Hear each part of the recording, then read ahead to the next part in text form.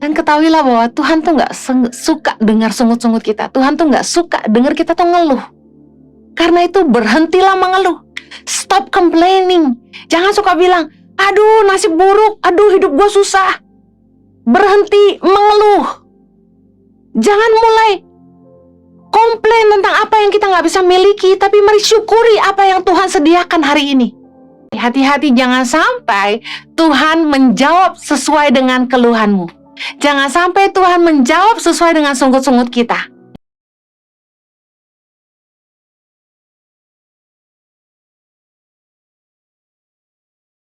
Bapa di sorga, kami mengucap syukur buat kebaikan-Mu dan anugerah-Mu, penyediaan-Mu, dan keajaiban yang Kau terus kerjakan dalam hidup kami. Terima kasih kalau kami boleh sehat, kami bisa hidup sampai dengan hari ini karena kasih setiamu yang tidak pernah beranjak dari hidup kami, Tuhan.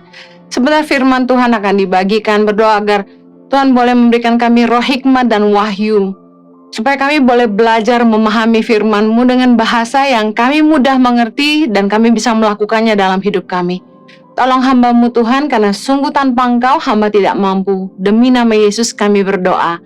Amen. Shalom saudara, hari ini saya akan menyampaikan firman Tuhan dengan tema berhenti mengeluh, stop complaining. Orang yang tidak tahu berterima kasih, salah satu cirinya itu selalu komplain. Sudah dibantu, masih ngeluh. Udah dikasih, masih bilang kurang. Tuhan itu jengkel sama bangsa Israel. Kita tahu dalam kejadian ketika bangsa Israel pergi dari tanah Mesir dipimpin oleh Musa, bangsa Israel terus mengeluh, terus komplain, meskipun Tuhan selalu menyertai mereka dengan berbagai tanda yang ajaib. Tuhan telah mengeluarkan mereka dari penindasan di Mesir, menunjukkan perbuatan-perbuatannya yang ajaib di padang gurun, menyertai mereka dengan menyediakan burung puyuh, mana, tiang awan, tiang api, membelah laut merah, dan masih banyak lagi. Saya mau ajak Anda flashback sedikit tentang cerita bagaimana Tuhan membawa bangsa Israel keluar dari Mesir.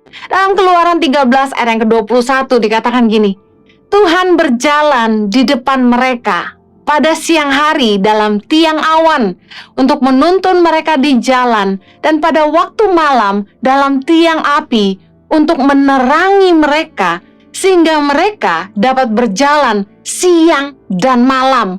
Ajaib banget. Kita yang hidup hari ini, kita nggak ngalamin seperti yang bangsa Israel alamin. Bagaimana mereka bisa melihat Tuhan sendiri yang maha kuasa menyertai mereka di padang gurun dengan berjalan dalam rupa tiang awan dan tiang api. Dalam Keluaran 16 ayat yang ke-12, aku telah mendengar sungut-sungut orang Israel. Katakanlah kepada mereka, pada waktu senja kamu akan makan daging, dan pada waktu pagi kamu akan kenyang makan roti. Maka kamu akan mengetahui bahwa akulah Tuhan Allahmu. Keren banget penyediaan Tuhan. Kalau kita suka bercanda dan bilang gini, duit gak jatuh dari langit, saya mau kasih tahu, penyediaan Tuhan untuk makan mereka sungguh-sungguh jatuh dari langit. Bangsa Israel kenyang dengan roti berupa mana yang katanya dari embun di pagi hari, dan juga burung puyuh yang jadi daging di malam hari. Betapa kerennya penyertaan Tuhan, segitu ajaib dan luar biasanya. Mari kita lihat lagi dalam Yosua 4 ayat 23. Sebab Tuhan Allahmu telah mengeringkan di depan kamu air sungai Yordan, sampai kamu dapat menyeberang seperti yang telah dilakukan Tuhan Allahmu dengan laut Teberau yang telah dikeringkannya di depan kita, sampai kita dapat menyeberang, supaya semua bangsa di bumi tahu bahwa kuat tangan Tuhan, dan supaya mereka selalu taat kepada Tuhan Allahmu. Kalau ada orang yang gak percaya bahwa Tuhan itu ada, saya bingung, karena kejadian yang luar biasa ini, Tuhan yang maha kuasa, sang pencipta alam semesta, dia sendiri yang menyatakan dirinya dengan begitu hebatnya di tengah-tengah bangsa Israel. Tuhan tidak hanya menjatuhkan burung puyuh sebagai makanan atau mengubah embun jadi roti bagi mereka. Tuhan juga berjalan di depan bangsa Israel sebagai tiang awan dan tiang api. Dan yang lebih dahsyat lagi, Tuhan membuat mujizat membelah laut merah menjadi permukaan yang kering untuk dilewati oleh bangsa ini. Dan bagaimana para serdadu Mesir, kemudian kereta kuda Firaun, semuanya mati di dalam terjangan ombak ketika laut itu menutup kembali. Betapa dahsyatnya Tuhan dan terlalu luar biasa. Betapa beruntungnya bangsa Israel, karena mereka melihat sendiri dan mereka ngalami Tuhan sedahsyat itu. Kita yang hari ini hidup, kita hanya bisa berdoa dan beriman. Meskipun saya yakin dalam hidup kita orang percaya, kita juga mengalami keajaiban-keajaiban Tuhan seperti saya sendiri. Bagaimana mungkin seorang Henny Kristianus, Yohanes Kristianus, kami hanya pendeta kecil, bisa dipercaya Tuhan kasih makan ribuan anak di Indonesia. Kalau bukan Tuhan itu siapa? Tapi saya mau katakan gini, bangsa Israel ini spesial banget. Mereka ngalamin Tuhan sungguh-sungguh dengan begitu hebatnya. Tapi berkali-kali mereka membuat Tuhan itu marah. Dalam Bilangan 11 ayat yang pertama, pada suatu kali bangsa itu bersungut-sungut di hadapan Tuhan tentang nasib buruk mereka. Dan ketika Tuhan mendengarnya, bangkitlah murkanya. Kemudian menyalalah api Tuhan di antara mereka dan merajalela di tepi tempat perkemahan. Lalu berteriaklah bangsa itu kepada Musa, dan Musa berdoa kepada Tuhan, maka padamlah api itu. Ada lagi dalam Bilangan 14 ayat yang ke-27. Berapa lama lagi umat yang jahat ini akan bersungut-sungut kepadaku? Segala sesuatu yang disungut-sungutkan orang Israel kepadaku telah kudengar. Tuhan tuh capek dengan keluhan, sungut-sungut, komplain dari bangsa Israel yang udah melihat begitu dahsyatnya penyertaan Tuhan, tapi tetap aja mereka komplain. Ini tadi saya bilang, orang yang tidak tahu berterima kasih, ciri-cirinya itu gini, selalu ngeluh meski udah dibantu, selalu komplain, ada aja yang kurang, selalu negatif, responnya, komennya always negatif. Bayangin, mereka bersungut-sungut di depan Tuhan tentang nasib buruk mereka. Bayangin, mereka nggak senang dengan keadaan di padang gurun, mungkin panas, saya kebayang ya. Dan yang lebih dahsyat gini, mereka mulai bosen sama makanan yang Tuhan kasih ke mereka. Mari kita lihat dalam Bilangan 21 ayat ke-5. Lalu mereka berkata-kata melawan Allah dan Musa, "Mengapa kamu memimpin kami keluar dari Mesir? Supaya kami mati di padang gurun ini? Sebab di sini tidak ada roti dan tidak ada air, dan akan makanan hambar ini kami telah muak." Astaga. Ayat ke-6. Lalu Tuhan menyuruh ular-ular tedung ke antara bangsa itu yang memagut mereka, sehingga banyak dari orang Israel yang mati. Mari belajar sama-sama dari kesalahan bangsa Israel.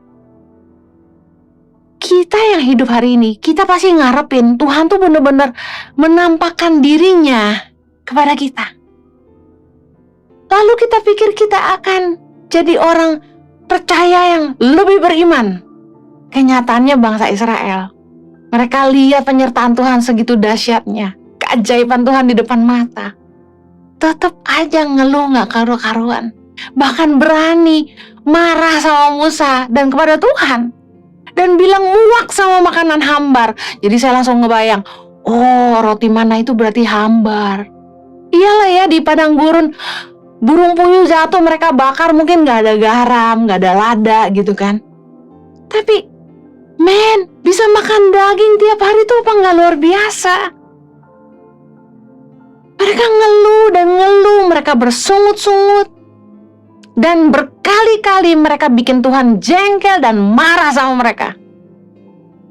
Saya mau kasih tahu, bukankah kita juga seringkali bersungut-sungut sama Tuhan? Kita ngomel sama Tuhan, kita ngeluh tentang hidup kita.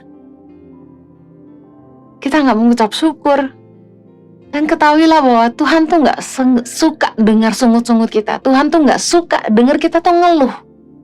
Karena itu berhentilah mengeluh. Stop complaining. Jangan suka bilang, aduh nasib buruk, aduh hidup gue susah. Berhenti mengeluh. Jangan mulai komplain tentang apa yang kita nggak bisa miliki, tapi mari syukuri apa yang Tuhan sediakan hari ini. Mari belajar dari bangsa Israel.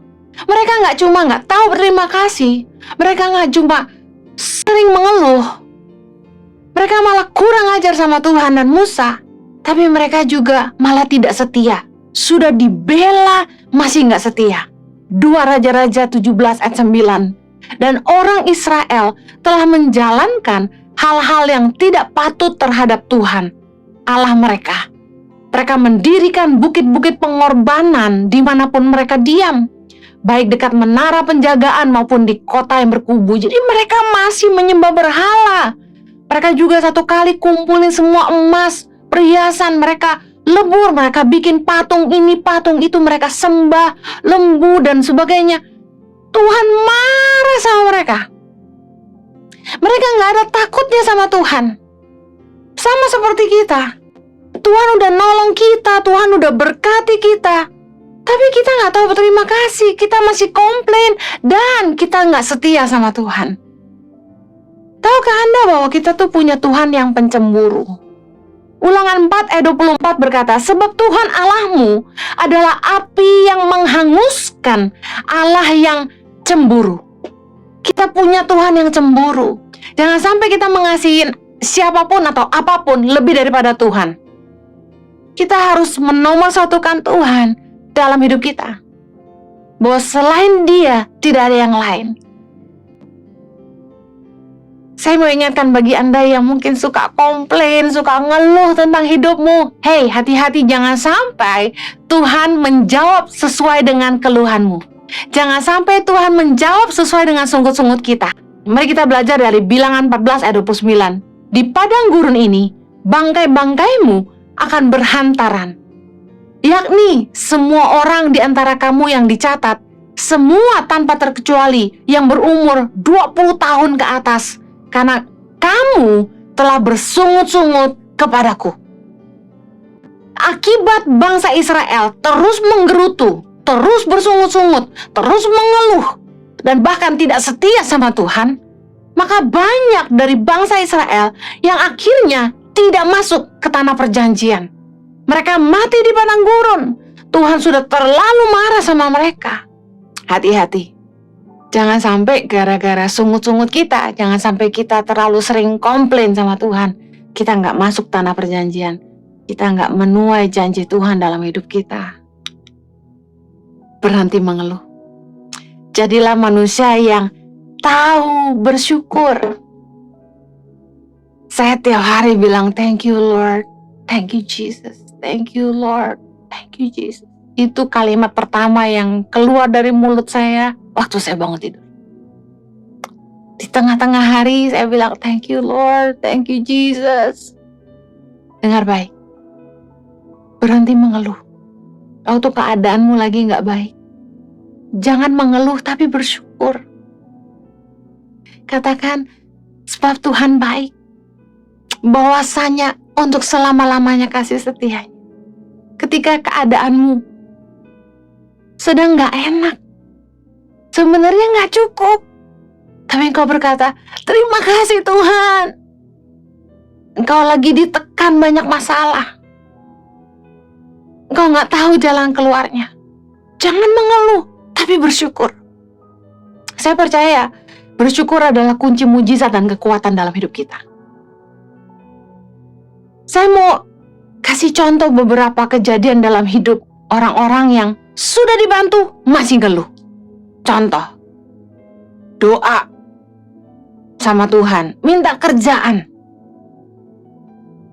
Tuhan kasih kerjaan, tapi ketika ditawarin kerjaan sama orang, ngeluh. Gak mau kerjain itu kan bau. Satu kali kami pernah mau bantu orang. Kami bilang gini, orang ini datang ke kami, dia butuh kerjaan, dan kami katakan gini, kami butuh orang untuk dilatih pelihara ayam petelur. Karena anak-anak kami di center-center kami tuh butuh makan, jadi kami ingin bisa memelihara ayam petelur. Bisa nggak kerja sama kami, nanti dilatih, terus kamu bikin di NTT atau di mana? Orang ini bilang, aduh, nggak deh. Kandang ayam bau. Doa, puasa, Tuhan, saya butuh kerjaan. Sekalinya mau dikasih kerjaan, nggak mau, kerja itu bau. Akhirnya datang lagi, minta kerjaan. Dikasih kerjaan, bilangnya apa? Aduh, terlalu berat, nggak sanggup. Saya fisiknya nggak kuat. Ditawarin kerjaan, aduh nggak mampu. Aduh gajinya kekecilan. Komplain. Banyak orang doa sama Tuhan, tapi begitu Tuhan jawab, komplainnya kebanyakan. Bosnya galak, bosnya pelit, bosnya rese, gajinya kecil. Aduh capek, kerjanya berat, kerjaannya susah, tempat kerjanya jauh lagi. Banyak orang yang kehilangan pekerjaan hari ini. Tapi kalau kita bisa dapat pekerjaan, saya mau katakan ini, bersyukur. Jangan mengeluh. Banyak orang minta doa sama Tuhan. Tuhan berkati aku. Dikasih kerjaan, kerjanya gak benar. Dikasih proyek sama orang, nipu. Kerjanya gak bagus. Aduh proyek sepi. Doa sama Tuhan, Tuhan kirim proyek, tapi ngerjainnya gak benar. Orang kecewa, gak balik lagi. Tuhan jawab sebenarnya doa kita, tapi kembali lagi kepada attitude kita sendiri dalam bekerja. Kita suka bilang duit gak jatuh dari langit. Betul, Tuhan kasih kita berkat untuk kita bisa menghidupi hidup kita. Kita sendiri yang harus mengerjakannya dengan setia. Banyak orang yang pikir Tuhan gak jawab doanya. Sebenarnya Tuhan jawab dengan cara lain. Cuma kita yang gak setia kadang-kadang. Kita yang kebanyakan komplain, kebanyakan mau. Kita punya standar kita. Yang saya cerita nih serius banget. Saya ketemu orang yang datang ke kami minta gaji tinggi sekali. Saya mau kasih tahu gini, kalau Anda kerja di sebuah tempat, Anda boleh aja punya standar buat diri Anda, tapi saya kasih tahu, lebih baik Anda tunjukkan dulu kemampuan Anda sebelum Anda menyampaikan tuntutan Anda. Sebaiknya kita belajar setia dalam perkara kecil, karena firman Tuhan bilang gini, orang yang setia dalam perkara kecil akan dipercayakan perkara besar. Kalau kita minta gaji tinggi, pastikan kita bisa nunjukin prestasi. Kebanyakan orang itu overestimate themselves. Maunya gaji tinggi, tapi kerja nggak mampu. Lucu sekali. Ada lagi. Kayak Tuhan tadi udah berkati bangsa Israel, mereka malah nyakitin hati Tuhan. Malah bikin korban-korban persembahan buat dewa-dewa mereka, buat Allah-Allah mereka. Sudah dibaikin, malah nyakitin. Air susu dibalas air tuba, peribahasanya. Kebaikan dibalas dengan kejahatan. Ada orang tuh yang sebenarnya Tuhan kirim orang-orang baik dalam hidup mereka untuk nolong mereka. Tapi instead of doing good, mereka malah balas kebaikan orang dengan kejahatan. Saya mau kasih tahu, firman Tuhan berkata dalam Amsal 17:13, siapa membalas kebaikan dengan kejahatan, kejahatan tidak akan menghindar dari rumahnya. Jangan pernah balas kebaikan dengan kejahatan. Orang yang melakukan kebajikan bagi kita, dia akan menuai kebajikan dari Tuhan. Tapi kalau kita balas kebajikan orang itu dengan kejahatan, dengar, kita yang akan menuai kejahatan juga. Karena kita akan menuai apa yang kita tabur. Sebaliknya, kalau Anda sudah berbuat baik sama orang dan orang balas kebaikan Anda dengan kejahatan, jangan marah. Firman Tuhan bilang jangan balas kejahatan dengan kejahatan. Kenapa?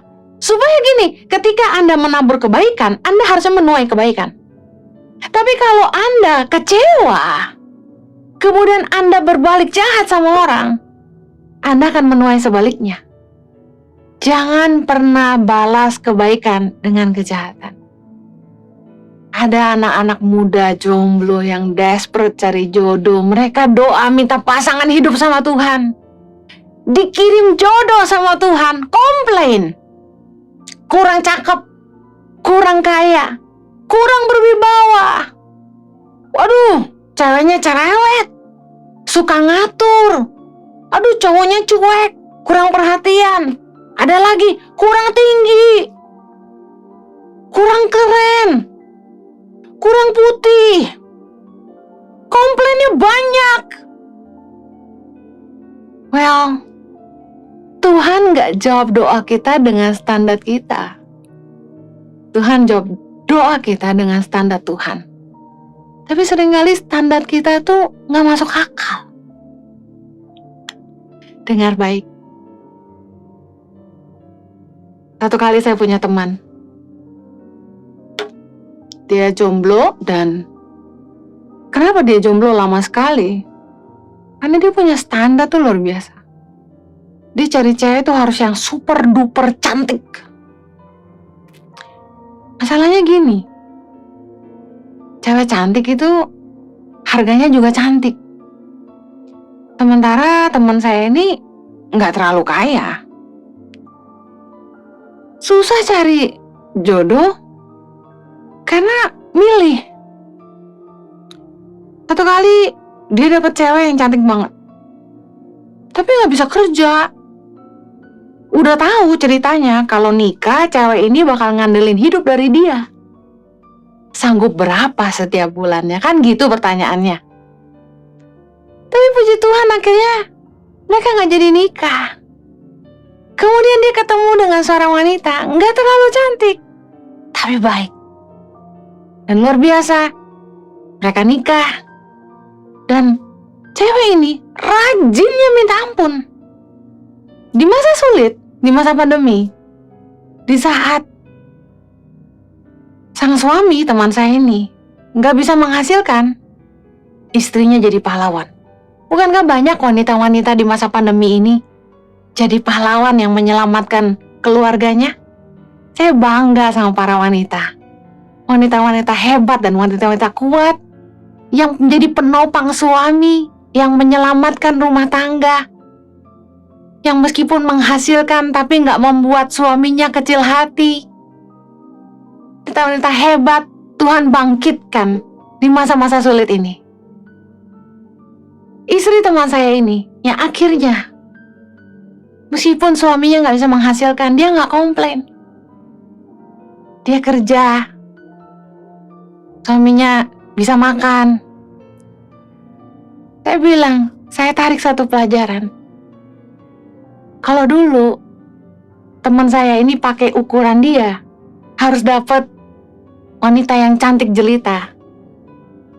Sementara yang cantik-cantik itu nggak mau kerja, mau jadi rumah tangga, sosialita, asal berani berapa gitu kan. Nah sementara yang akhirnya dia nikah ini nggak terlalu cantik, tapi akhirnya menyelamatkan dia di masa sulit. Saya mau kasih tahu, standarnya Tuhan itu selalu lebih baik. Kita sebagai manusia yang selalu pakai mata, kita pakai ukuran kita. Sementara kita nggak tahu apa yang sebenarnya yang terbaik buat kita. Kita itu cuma bisa lihat sejauh mata memandang, tapi Tuhan itu bisa melihat sampai akhir hidup kita. Jangan komplain dengan keadaanmu hari ini. Bukankah Tuhan sudah sangat-sangat baik dalam hidup kita? Jangan terus mengeluh untuk hal-hal yang kita mungkin gak bisa miliki. Syukuri apa yang kita bisa nikmati hari ini. Count your blessing. Jangan membandingkan hidup kita dengan orang lain. Oh enak ya, enak tuh jadi istrinya dia, enak tuh jadi suaminya dia. No, jangan bandingkan hidup kita dengan orang lain. Tiap orang punya berkatnya sendiri. Kalau kita bisa belajar mengucap syukur, kita akan bisa melihat apa yang sebenarnya Tuhan telah sediakan dalam hidup kita. Berhenti mengeluh. Waktu kita menghadapi masa-masa sulit, mudah sekali kita bilang, capek, susah. Tetapi saya mau ajak saudara, mari berhenti mengeluh dan mulai bersyukur. Pakai mulutmu untuk memuliakan Tuhan. Bawa korban syukurmu. Meskipun engkau sedih, tapi katakan terima kasih. Saya percaya Tuhan akan tergerak. Tuhan akan penuh belas kasihan kepada orang-orang yang selalu mengucap syukur. Tuhan berkati, mari kita berdoa. Bapa di sorga, kami bersyukur buat kebenaran firman-Mu. Kami gak mau jadi bangsa yang selalu bersungut-sungut, yang membuat Tuhan marah. Tuhan, kami bersyukur buat setiap keajaiban yang Tuhan sudah buat dalam hidup kami. Kami mau jadi orang yang tahu bersyukur, tahu berterima kasih. Bapa, hamba-Mu berdoa, berkati Tuhan anak-anak-Mu. Buka mata hati mereka, supaya mereka bisa melihat kebaikan-kebaikan yang Tuhan sudah kerjakan dalam hidup mereka. Dan makan terus Tuhan kerjakan dalam hidup kami semua. Bapa, berkati anak-anak-Mu di tengah-tengah masa sulit. Mereka tetap menemukan kekuatan di dalam Tuhan. Mereka nggak patah semangat, mereka nggak menyerah. Mereka akan melihat penyediaan Tuhan itu luar biasa. Terima kasih, kami percaya setelah pandemi ini selesai, semua berkat yang mereka mungkin pikir sudah hilang, Tuhan kembalikan berkali lipat dalam hidup mereka. Sembuhkan yang sakit Tuhan, bilur-bilur-Mu menyembuhkan. Demi nama Yesus kami berdoa. Amen.